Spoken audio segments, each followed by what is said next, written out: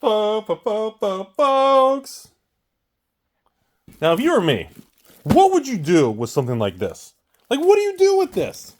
Like, I get these weird things in collections, and I'm like, what do I do with this stuff sometimes? Folks, did you miss me? I know you didn't, but you clicked on the video. I gotta have a dramatic title because positivity makes people sad. Journey into your wallet. Today I'm going to have a conversation about Fetchlands going to zero. We gotta have that title. So I had a lot of messages because I guess there was a thing on social media, probably Facebook or Discord or some dumb shit. The point is, there was something on there talking about Fetchlands going to zero. Okay? So the question remains, Rudy, what do you think's happening? They reprinted everything. Fetchlands, enemy Fetchlands specifically, not allied from cons. Enemy Fetchlands, Zendikar, Modern Horizons 2 reprint. Rudy, enemy Fetchlands are below $10 a piece. It almost feels dirty and wrong. Rudy, what do you think about modern cards and all this stuff? Kind of almost a Dear Rudy thing, but I'm very straightforward with you all. I'm trying to keep this PG. The reality is, we are in a cultural era that these are game pieces. Game pieces should be cheap and or free and or under $1. The best game pieces should be under $10. Achievement unlocked. Now, I'm gonna be let's just be blunt about it. Let's ruffle some feathers out there. It's been a while since we've been Rudy's been shared on social media for saying dumb stuff and maybe a controversy or forging a signature or hosing somebody. Let's get something going here. Let's get some little rise in your pants there. The hell did you think was gonna happen? What did you all think was gonna happen? We're in an era where modern cards are printed to the ground until the price up's going up. Tarmogoyf, Liliana, Fetchlands, Karn, good old Snapcaster Mage, also known as Snappy. It surprises me to see the people on the internet who beg for reprints and everything to be cheap because they're game pieces turn around and go, wait a minute, my LGS is having problems. Everything's getting too cheap. What the hell did you think was going to happen? If they release 100 secret layers a year, there's 400 variants. People want, well, let me be cautious on my word, meat popsicle humans of a certain socioeconomic class want cards to be cheap. The player base wants the game pieces to be cheap and accessible. Wizards nukes it to the ground. Suddenly, there's not much financial value in certain things anymore. Then people start making new comments. Rudy, should I buy into Fetchlands at like $9? You know, this goes back to the whole argument of the reserve list. The argument of what should be reprinted, when things shouldn't be reprinted. The reserve list is a lie, it's a scam. The reserve list is the worst thing to ever happen to Magic. All these things that are said mostly by people nowadays who don't know the full story, and or maybe they weren't around in 1995, 96 range, or were aware of the full thing with the reserve list, why it was invented, what was happening, that they had to do something drastic like the reserve list. And essentially put, it was, well, Wizards was just taking everything and reprinting it and nuking it, and it started to cause some major damage and pushback to the game, which made the whole game become questionable on whether or not it was going to stand the test of time. Hence the birth of the reserve list in the mid to late 90s. Now, is the reserve list important today? Is it necessary today? It's a very complicated thing that we've had so many videos on. I don't talk much about the reserve list anymore because there's nothing else to be said on the reserve list after I've had so many 30-minute, 1-hour conversations on the reserve list about expanding the reserve list, how to navigate the reserve list, how to update the reserve list into modern times. And then, of course, Mark Rosewater, Bottom Water, Bathwater comes out and says, the things that he said turns out to be inaccurate, and they make Magic 30, and they redo the collector's edition, they do all these things, even though he clearly stated in writing that people have all over the internet that it wouldn't happen. And then, it damages images. It causes a lot of price declines off the highs. It shifts the market again. And now you have old cards that are very questionable and people are upset. Then you have new product with variants and overprinting crashing with old cards crashing because... So when you have poor management, you have a weak market.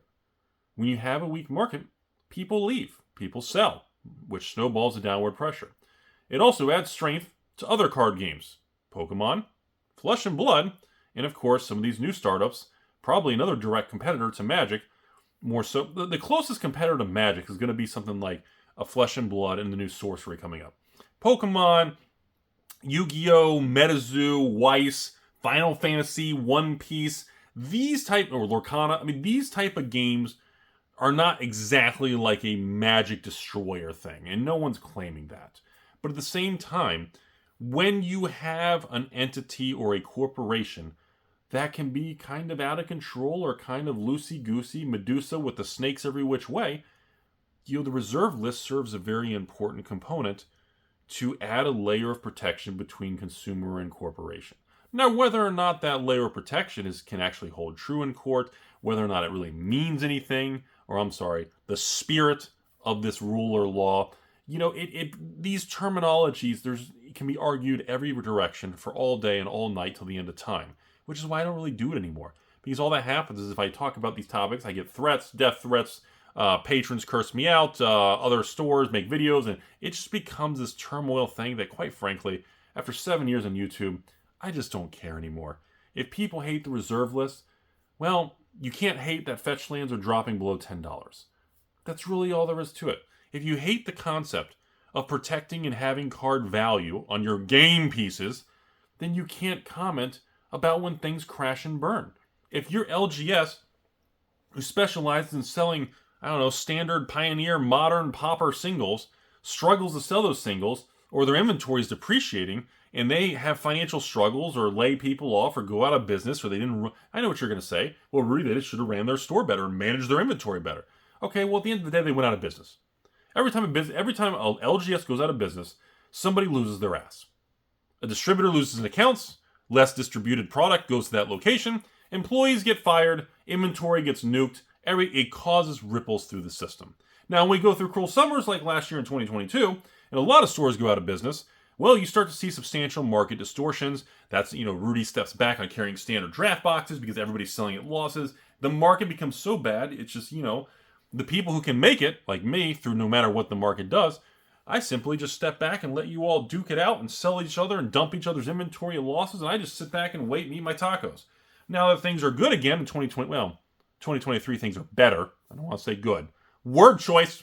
Otherwise, people are going to clip it out and say, I knew Rudy. I got him. Hey, I got your stepsister. But, that's what happens. That's just the ebbs and flows of the market. And, I stand at the end of the day, or I'm sitting here with no pants at the end of the day. The reserve list did save Magic years ago. Does it mean anything now? That is going to be something that's never going to be solved. It's a Rubik's Cube that cannot be solved because somebody rearranged the stickers. It can't be solved. Okay? And you know what? The only fact I can tell you, not a Rudy opinion, there is a fact of one or two things I can lay out there. And that is, the reserve list serves as a form of a moat between the consumer and the company's greed. And the point of the reserve list in modern day is there is that layer, that moat in the middle. Now, whether or not they can jump over that moat, they can fill it in with dirt, they can fuck it up, that's, we don't know anymore. We don't know. Post Magic 30, nobody really knows anymore. Nobody does. But I can tell you, with the reserve list existence and that moat being in place, it's fascinating to see dual lands from Revised, the Cornerstone set. It's fascinating to see Arabian Night cards, ABU cards, Antiquities cards, Legends cards. It's fascinating to see how certain cards hold up compared to the cards that get targeted in the crosshairs and reprinted over and over until they collapse. And Modern is a incredible example of what happens when that really gets overly abused. and they abuse that printer, and it just crushes and crushes and prints and prints. And, if there was a limitation, and we've talked about this also, if there was a method of not just, adding Fetchlands to the reserve list, putting basic lands on the reserve list, if there was just even a more systematic approach of maybe Fetchlands can only be reprinted once every 5 years. Or maybe certain versions of the Fetchlands are reserve lists. What a lot of people have been yelling about, saying that there should be a reserve protected list of certain artwork or certain framework so that the card and the game piece is accessible, but there's collectible expensive versions that have protection. That's when things, now you're kind of picking and choosing, and we're getting more complicated, but the fact remains that the reserve list does stand as a moat between the company and the consumer. Now, whether or not that moat means anything, or the new Carnival cruise ship is so big it just fills in the moat, or simply put, they're so athletic and got so many big muscles they can just jump over the moat. That is really where the opinions come in. But the fact holds true that the reserve list does serve a purpose of value and protection to the consumer versus the corporation. And whether or not it holds true or there's anything really fundamentally there, or the spirit, that is something that we'll never really know the answer of, probably in our lifetime.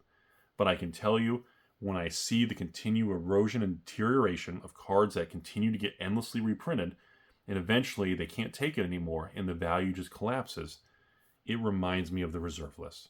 And it reminds me of why it exists. And I don't really know any other way to explain it without being Rudy or dramatic or anything about it, because again, people are going to say, well, Rudy's going to say that because of course he has millions in reserve lists. Of course I do. So of course I feel that way. I'm not trying to hide that, not trying to push the secret Rudy narrative OnlyFans.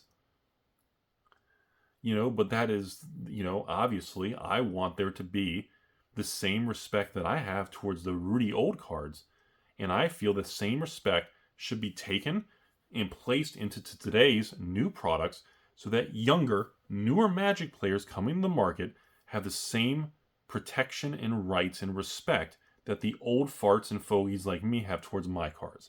I believe the newer, younger consumers, and I've said this in the past, should have the same experience of the money they worked hard for and placed into those cards should hold value because they worked hard, had a job they didn't want to do, putting up with people they didn't like, to put money into their hobby that I believe, out of respect, should hold value to that individual.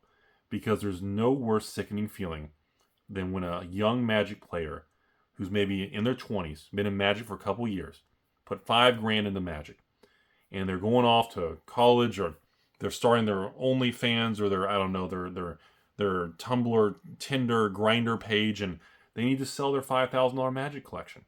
They take it to their local store. The store says, I'll give you $500. And their face drops to the floor in confusion and lack of understanding. They hold up their phone to the shopkeeper in the local store in, Texas. And they say, look, TCG player says it's worth $10,000. And the shopkeeper says, yeah. And 99% of those cards are under $1, which is going to be bulk price. So therefore, that $10,000, I'll give you $500 for it.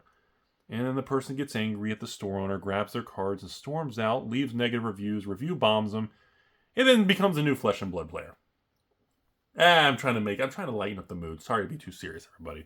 Life's too much of a beautiful thing to be negative all the time. But we do have to have real conversations. And that's the thing.